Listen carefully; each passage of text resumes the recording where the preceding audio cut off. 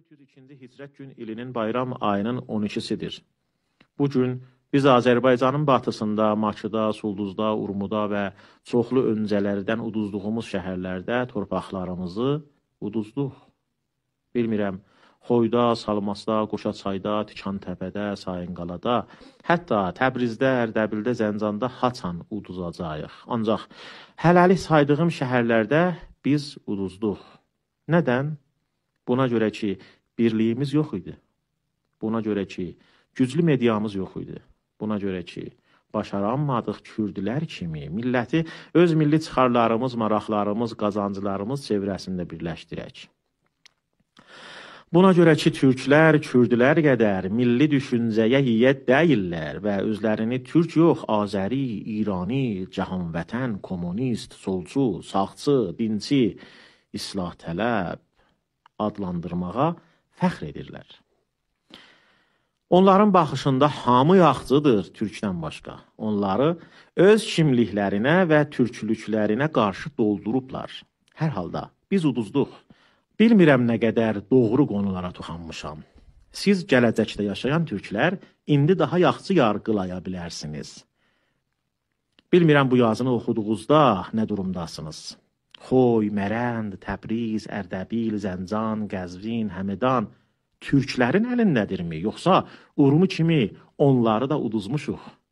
Yoxsa Azərbaycanın batısını qaytarmaq üçün döyüşə hazırlaşmaqdasınız? Ola bilsin ki, Urmudakı millətimiz sizdən öncə oyanıb və bir daha öz alın yazısını öz əli ilə yazır və türklər başqa millətlərin əlaltısı yox, özlərinə hakimdirlər. Umuram, siz birliyə çatıb, güclü medialarınız ilə bizim yaşadıqlarımızı yaşamayıb, başqa millətlərə oyuncaq olmamışsınız. Əlirzə bəy Fərcinin Urmu seçkiləri haqda sözlərini dinlədik. Mən əlbəttə Əlirzə bəyin danışığında yalnız türk bölümünü, ya türk dilində danışdığı bölümü götürüb burada ələ alıb onun haqqında biraz danışmaq istədim. Fars bölümündə də ümumiyyətdə eyni sözlər deyilir. Hər halda mövzu Qərbi Azərbaycanda, xüsusən Urmuda keçən rejimin seçkiləri və ondan sonuclanan nəticələrdir. Yəni, ən azı Urmiyyədən 2 Kürd nümayəndəsi və başqa 2 şəhərdən də hərəsindən 1 Kürd nümayəndəsi keçən 40 neçə ildə keçirilən seçimlərə rəğmən xüsusən Urmudan 3 nümayəndədən 2-si Kürd seçildi. Əlirzə bəy Fərşinin sözləri də bu seçkiləri diqqət mərkəzinə alınaraq dilə gətirmişdir. Baxmayaraq ki, bu nəticələr Kürd ilhaqçı cərəyanların əlinə təbliğat əbzarı, təbliğat vasitəsi əldə edir. Amma Əlirzə bəyin bu sözü ki, Maçıda, Sulduzda, Urmuda utuzduq və ya yenildik deyə düşündürücü sözlərdir. Çün xalqımız heç zaman indiyə qədər Kürdlərlə müəyyən bir meydanda qarşı-qarşıya çıxmamışlar, rəqabətə durmamışlar, hətta savaşa belə girməmişlər.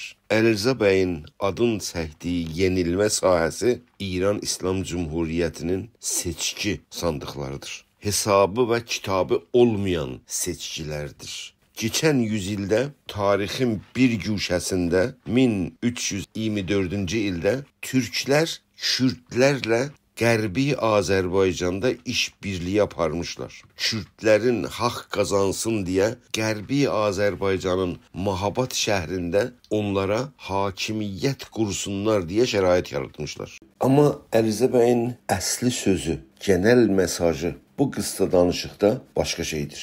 Əlirzə bəy bu seçimlərdə yenilginin, utuzmanın səbəbini axtaranda özündən nədənini soruşur və özü verdiyi suala cavab arayır və yenilginin səbəblərini sayır.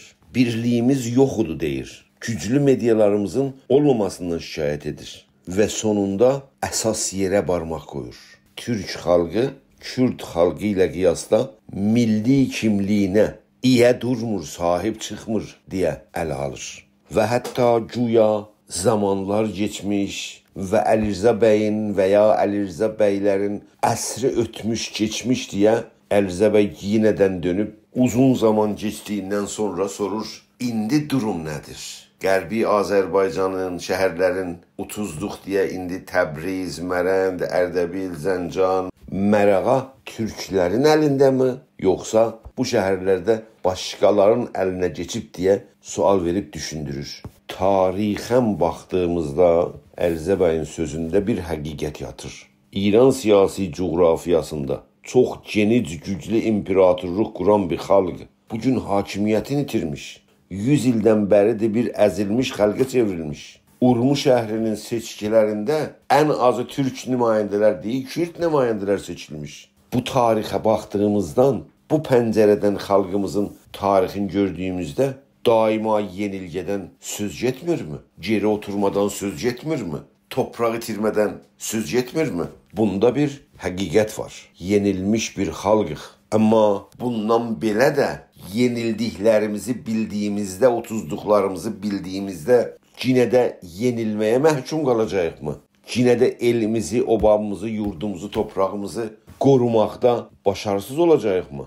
Diqqət edirsək, bu sualların cavabının hamısı Ərzə bəy və ya Ərzə bəy kimi insanların varlığındadır. Bu sualların cevabı Türk insanında milli kimliğin uyanmasıdır. Milli uyanıştır ve gençlerimizin öz milli kimliklerine sahip durmasındadır. Ve sonunda Türk milli harekatının Azerbaycan'da ve genelde İran'da varlığındadır. Türk insanı geçen yüzyılda yenilmiş bir anında bugün özüne geri dönmektedir. Kimliğini tapmaktadır. Kimlik bilgisini elde etmektedir ve bu vasıta ile bir xalq öz gəncləri, öncülləri ve düşünürləri vasitəsilə azadlıq, özgürlük yoluna çıkmaktadır ve varlığına sahip durmaktadır.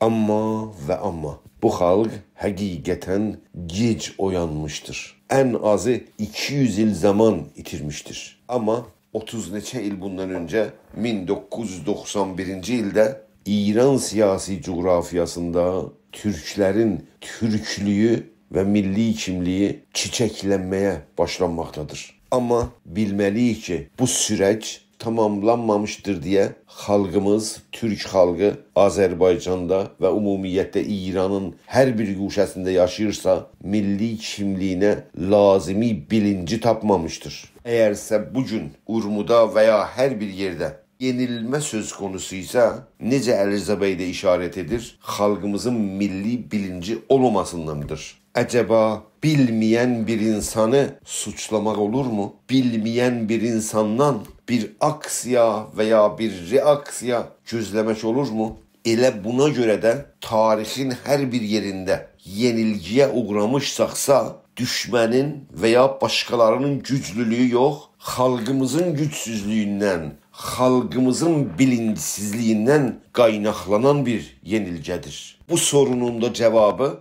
başkalarda değil. Bu sorunun cevabı Kürt'te, Fars'ta, Rus'ta değil. Bu sorunun cevabı xalqımızın bilinçsizliğinde, toplumumuzun milli maarifləşmə sahəsində geri qalmasındadır. Elə buna görədir ki deyirəm, kimdən şikayet edelim? Xalqımızdan mı şikayet edelim? Bilinçsizlikten mi şikayet edelim? Milli maarifləşməmədən şikayet edelim mi? Acaba bilinclənmə, milli maarifləşmə və milli varlığa sahip çıxmamada kimə şikayet edelim? Məncə bu sualların cevabı çox aydındır.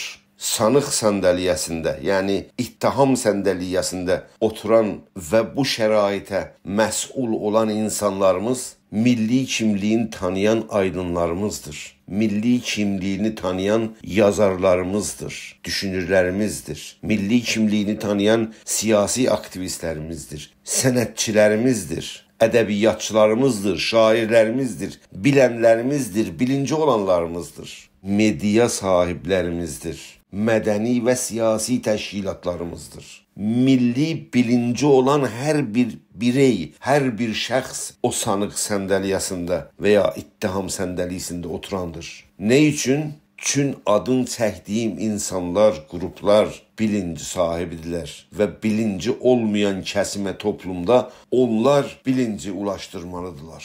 Milli oyanışı adın çəkdiyim qruplar və insanlar toplumda yaymalıdırlar.